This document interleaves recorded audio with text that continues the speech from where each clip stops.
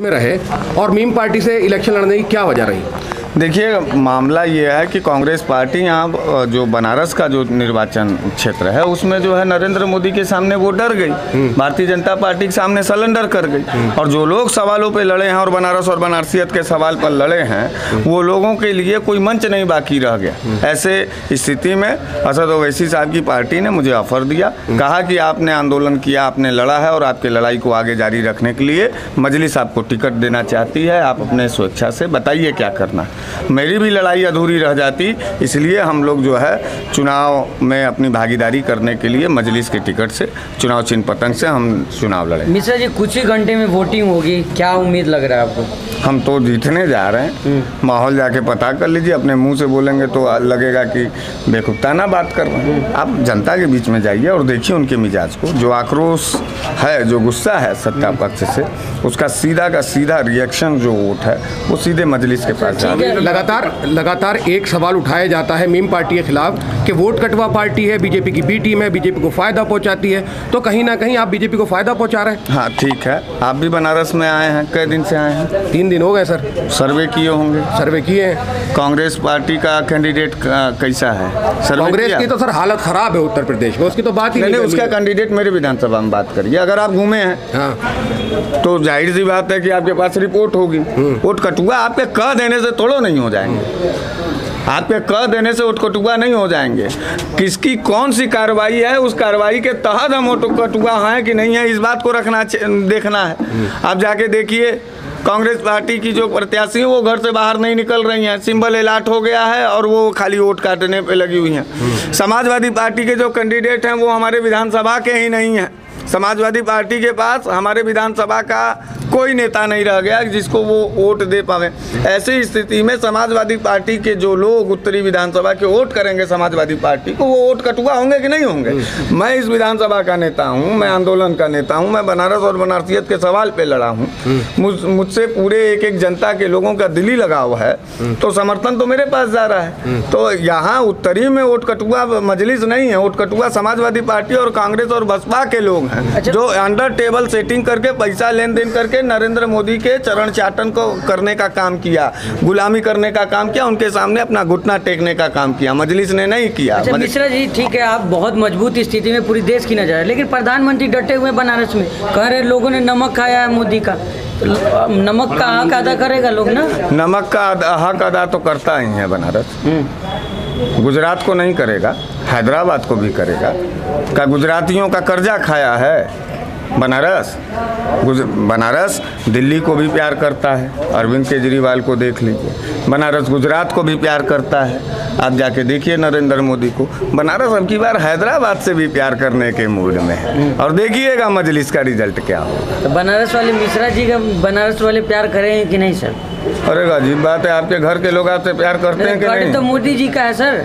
नहीं, आपका घर, आपके घर के लोग आपसे प्यार करते हैं कि नहीं करते? करते ही हैं सर। करते हैं ना। मेरा घर है बनारस, मेरा परिवार है बनारस, मुझसे प्यार करते हैं। मोदी जी कैसे कर रहे हैं? तो मोदी जी का जो है वो क्या कहा जाता है उसको, लव जिहाद वाला प्यार है। अच्छा, एक सवाल ये बता दीजिए सर मुझे कि आप मीम पार्टी को इस विधानसभा चुनाव में कहाँ देखते हैं? एकदम नंबर 1 पे देखते हैं। नंबर 1 पे देखते हैं? नंबर 1 पे देखते हैं। अगर आप नहीं देख पा रहे हैं तो अपने मार्कशीट को थोड़ा चेक करवाइए, फिर से पत्रकारिता का। किससे मुकाबला है? मुकाबला हमसे सबसे है। सवाल करते समय थोड़ा समझा करिए।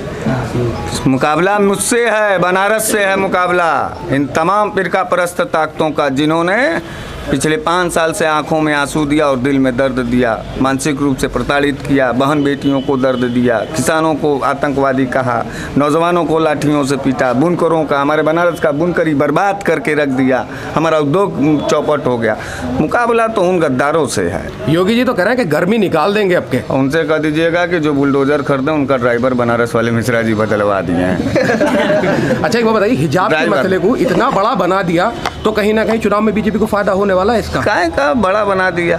बहन बेटी का सवाल है, आपको अपनी बहन बेटी का इज्जत नहीं होगा तो आप नहीं बोलेंगे। मुझे लगा कि नहीं, मुझे बोलना चाहिए, और एक लाइन में सीधा जवाब देता हूँ कि हिजाब पर हाथ लगाओगे, घूंघट पर हाथ लगाओगे, दुपट्टा पर हाथ लगाओगे, शुरू से कर रहा हूँ और अभी भी कह रहा हूँ, चीर दिए जाओगे। बहन बेटियों के साथ कोई समझौता नहीं करेगा। 4 दिन से डटे हुए प्रधानमंत्री जी, 4 दिन से डटे हुए डमरू भी बजा रहे हैं मंदिर में जाकर। अब वहीं वो फिर से 35 साल पुराना वाला भीख भी मांगेंगे। एक लास्ट सवाल, जो राम को लाए हैं हम उनको लाएंगे, ये गाना तो आपने बहुत सुना होगा बीजेपी का, क्या कहना चाहेंगे? तो नरेंद्र मोदी का नाम नरेंद्र मोदी का है, दशरथ मोदी रखना चाहिए था। राम के बाप का नाम जानते हैं पत्रकार क्या है? तो आप इस क्या है दशरथ?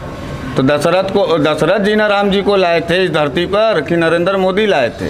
और राम से बड़ा हो गए नरेंद्र मोदी। ये तो उन हिंदुओं को समझना चाहिए कि जिन हिंदुओं के धर्म और उनके भगवान की जो है जलालत और बेइज्जती ये भारतीय जनता पार्टी के लोग अपने सत्ता की कुर्सी को पाने के लिए कर रहे हैं। मैं बता तो रहा हूँ, मैं पेशेवर पॉलिटिशियन नहीं हूँ, मैं दिल से राजनीति करता हूँ और दिल का राजनीति करने वाला आदमी सबसे ज़्यादा खतरनाक आदमी होता है, क्योंकि दिमाग से मैं नहीं चलता हूँ, मैं दिल से चलता हूँ। आर या पार, राम के साथ बदतमीजी नहीं सहेंगे, अल्लाह के साथ बदतमीजी, पैगंबर के साथ बदतमीजी नहीं सहेंगे, जीसस के साथ बदतमीजी नहीं सहेंगे, गुरुद्वारे के खिलाफ कोई टिप्पणी नहीं सहेंगे, बहन बेटियों के साथ टिप्पणी नहीं सहेंगे। बाकी जो राजनीति है उन सबों को करने दीजिए। दलित टाइप के हैं ये भाजपा, ये सब नहीं जहर उगलेंगे। अच्छा, सांप क्या करता है बताओ? काट लेता है। काटता है तो क्या होता है? जहर फैल जाता है। ये सब राजनीतिक सांप है। अब तुम्हारा मन है तुम जाओ उसके हाथ के सामने करो, डसवा के मर जाओ। बचो, भारतीय जनता पार्टी के लोगों के बयानों से बचिए, उनके सोच से बचिए और उनके संगत से बचिए। देश को बांटना चाहते हैं, बर्बाद। तो 80% कह रहे हैं जी, 80% सीट लेके आ रहे हो, योगी जी कह रहे, कल बयान आया उनका। योगी जी का मानसिक संतुलन ठीक नहीं है भैया। हाँ, एकदम खत्म हो गल। जो आदमी 5 साल में खाली बुलडोजर खरीदा पूरे उत्तर प्रदेश में, अपराधी तो खत्म किया बुलडोजरों से, अपराधी खत्म किया। योगी आदित्यनाथ के ऊपर कितना मुकदमा था? खाली हूँ, जवाब दीजिए। अब तो नहीं है ना वो मुकदमा? जवाब किसने खत्म किया? किसने लिया? योगी जी ने खुद ही। हम जो है अपराधी और हम ही अपना मुकदमा वापस ले रहे हैं। तो आप समझिए कि कैसे उन्हें आदमी होंगे और कैसे नेता होंगे। जो आदमी मुख्यमंत्री के कुर्सी पर बैठ करके गंभीरता नहीं समझ पाया, उस कुर्सी का मर्यादा नहीं समझ पाया, गरिमा नहीं समझ पाया, उस आदमी की बात पर आप वैल्यू देते हैं। मत दिया। उत्तर प्रदेश में इतना घूमे हैं, हम सर्वे किया है, मैंने बहुत महिलाओं से सुना है कि आज लड़की जो है 9 बजे भी निकल जाती है, 10 बजे भी निकल जाती है और महिला जो है योगी के राज में सुरक्षित है। हाथरस। तो अगर हम ये बात किसी को बताते हैं तो वो कहते हैं कि 1-2 कांड तो हो ही जाते हैं। उन्नाव, हाँ, सुल्तानपुर, शाहजहाँपुर, बनारस, चंदौली, मिर्ज़ापुर, ये 1-2 कांड है। नहीं, जवाब तो यही आता है ना आगे से। उनके जवाब पर आप तब उछलिए, जो सच्चाई है आप रूबरू नहीं होना चाहते हैं। ठीक है। पूरी तरीके से बहन बेटियों के ऊपर हमला किया गया है।